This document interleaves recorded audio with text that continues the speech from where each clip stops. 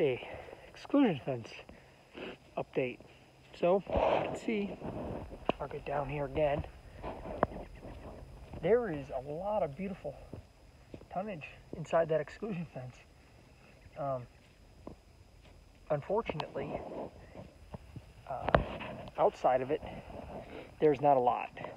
I'm actually shocked because I mentioned in another video that we had some neighbors kill a what I would consider a large amount of antlerless deer. So they killed like 13 does on 200 acres.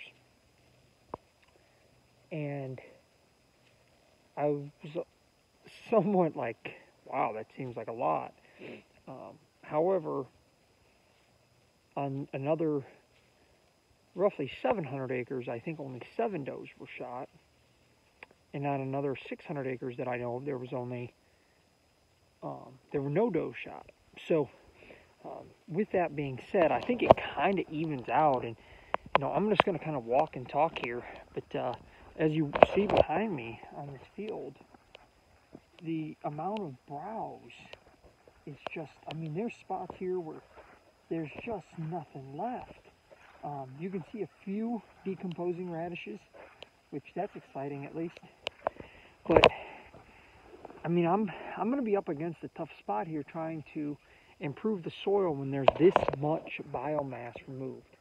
So not all is lost. I'm not overly worried about it. If you saw my blue hand there, it's because I was spraying Tree of Heaven and had dye in the sprayer, and it's just impossible not to get that stuff on you. But not all is lost here. But I just want to highlight that what I will do in this field, it's a bigger field, it's about 2 acres. I'm going to come in and broadcast sunflower, buckwheat, medium red clover, and hopefully this, by the time I do that, which will be, I'm still probably 5 weeks away, maybe 6, give or take. So this will be high by then, because as more things green up, you know, the deer are not going to be able to spray or eat. They won't heavily be browsing on this quite as much, so it'll give it an opportunity to bolt, and that clover is going to jump up out of the ground. And I see quite a bit of clover in here, and even the ryegrain, I do see it in here, but I just am amazed at the amount that was taken off the field, and I need to get more exclusion fences up on more fields. But I just like to highlight this because this is a tough, stressful time of year for whitetails, and if they're stressing your soil out, well, you're also not going to be able to increase things like organic matter and water infiltration and all the wonderful things that come from no-tilling and diversity. Well, you're not going to be able to take advantage of that if your fields are down to nothing and there's no root growth happening. There's no leftover biomass to even decompose and create a thatch layer. There's some in here, so it's not, you know, like I said, it's not all that's all is lost or all is horrible or anything like that.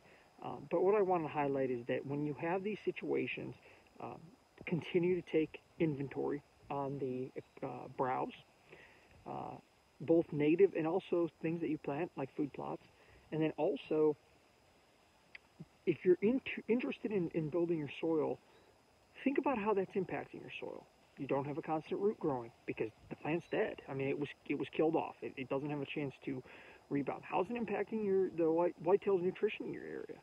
I mean, if this is hit this hard, this 2 acre field, well, how hard has the native browse been? What was the acorn crop like, etc.? So just some things that I like to think about. I think of things as how is it impacting the deer, right? Also, how is it impacting the soil? And then also, how is it impacting the native habitat? And not necessarily in that order, but those are the 3 things typically that I'm trying to think about as I'm making my judgment for harvesting does. So I will tell you that when I'm looking at this field, 8 like this, even knowing that they harvested as many does as they did, the one neighbor, I will most likely still shoot at least a couple does off the farm next year.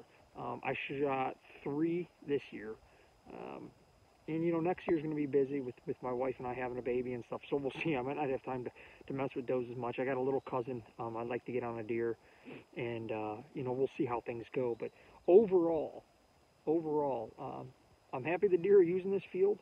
It does look like It'll continue to be a really good hunting area, but I think that we need to continue to work towards building the soil here, possibly some herd reduction to do that, and diversity. So again, that buckwheat, sunflower, medium red clover, and I think I forgot earlier, but springtime oats. So we're going to get a lot of stuff in here. We're going to get it going. We're going to get it spread. I got to clean up some trees that had fallen in this field, unfortunately. So that's going to take a little bit of time to get that done, but we'll get that done. We'll get them off to the side. We'll get this planted here in a few weeks.